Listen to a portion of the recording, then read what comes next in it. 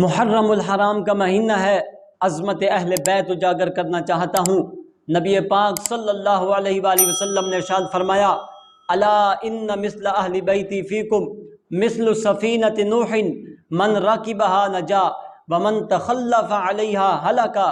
سرکار دو عالم نور مجسم صلی اللہ علیہ وسلم نے ارشاد فرمایا کہ تم میں میری اہل بیت کی مثال حضرت نوح علیہ السلام کی کشتی کی طرح ہے، کہ جب حضرت نوح علیہ السلام نے کشتی بنائی تھی اور یہ اعلان کیا تھا کہ جو بندہ میری کشتی پہ سوار ہو جائے گا من نجا، وہ نجات پا جائے گا، ومن تخلف علیہا ہلاکا، جو بندہ میری کشتی پہ سوار نہیں ہوگا وہ ہلاک ہو جائے گا۔ تو حضور نے فرمایا جس بندے کے دل کے اندر میری اہل بیت کی محبت ہوگی، میری اہل بیت کی الفت ہوگی، میری اہل بیت کا پیار ہوگا، حضور نے فرمایا من نجا، وہ شخص کامیاب ہو جائے گا، ومن تخلف علیہا ہلاکا، جس کے سینے کے اندر میری اہل بیت کی محبت نہیں ہوگی، میری اہل بیت کا پیار نہیں ہوگا،